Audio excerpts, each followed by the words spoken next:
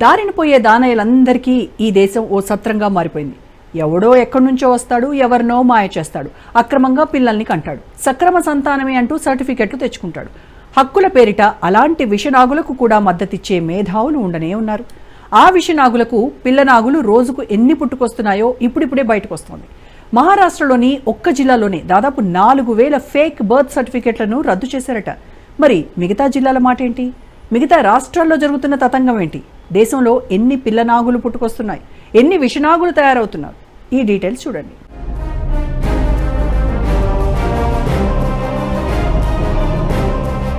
దేశంలో అక్రమంగా చొరబడ్డ విషనాగులు, విషనాగులకు పుట్టుకొస్తున్న పిల్లనాగులు, వేలాదిగా రద్దయిన ఫేక్ బర్త్ సర్టిఫికెట్లు.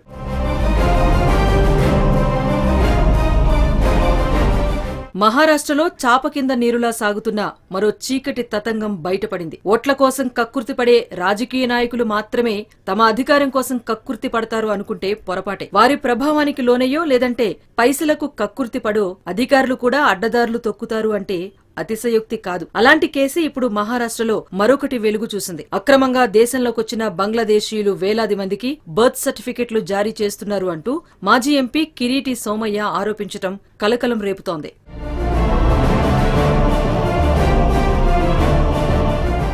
మహారాష్ట్రలోని జాల్నా జిల్లాలో తాజాగా ఈ చీకటి వ్యవహారాన్ని బయటపెట్టారు మాజీ ఎంపీ కిరీట్ సోమయ్య.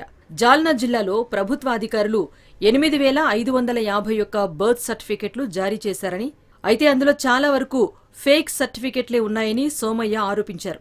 అలా ఫేక్ పత్రాలుగా తేల్చిన 3,595 డాక్యుమెంట్లను రద్దు చేయించామని, మిగతావి కూడా త్వరలోనే క్యాన్సిల్ అవటం ఖాయమని సోమయ్య అంటున్నారు.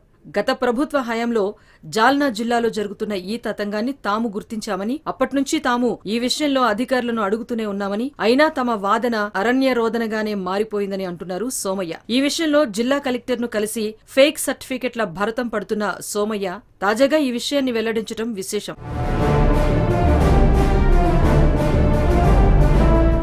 తప్పుడు సర్టిఫికెట్లు అంబాద్, బోకర్దాన్, జాల్నా, పర్తూర్ వంటి తాలూకాల్లో జనరేట్ అయ్యాయంట. ఇవి జారీ చేసింది నాయిబ్ తహసీల్దార్లే అంట. అంటే డెప్యూటీ తహసీల్దార్లన్నమాట. నిజానికి నాయిబ్ తహసీల్దార్లకు బర్త్ సర్టిఫికెట్ జారీ చేసే అధికారం లేదట. అయినప్పటికీ పై అధికారులతో కుమ్మక్కై స్థానిక రాజకీయ నాయకుల ఒత్తిళ్లతోనే ఇలా సర్టిఫికెట్లు జారీ చేశారని బీజేపీ నేతలు అంటున్నారు. అధికారాన్ని దుర్వినియోగం చేసిన అధికారులపైన చర్యలు తీసుకోవాలని కలెక్టర్ కు విజ్ఞప్తి చేశానంటున్నారు. సరైన సపోర్ట్ డాక్యుమెంట్స్ లేకపోయినా ఇష్టారీతిన విదేశీ చొరబాటుదారులకు ఇక్కడే పుట్టినట్టుగా సర్టిఫికెట్లు ఇవ్వటం వల్లే దేశంలో అల్లకల్లోలం రేగుతోందంటున్నారు బీజేపీ నాయకులు. ఇలా లీగల్లీ ఇల్లీగల్ సర్టిఫికెట్లు జారీ చేసిన వ్యవహారంలో అకోలాలో 24 ఎఫ్ఐఆర్లు రిజిస్టర్ అయ్యాయంట. అందులో 53 మందిని అరెస్ట్ చేశారంట. ఇలాంటి ఫేక్ సర్టిఫికెట్ల వెరిఫికేషన్ తీవ్రతరం కావడంతో మాలేగావ్ నుంచి 38 మంది బంగ్లాదేశీయులు తప్పించుకుని పారిపోయారంట.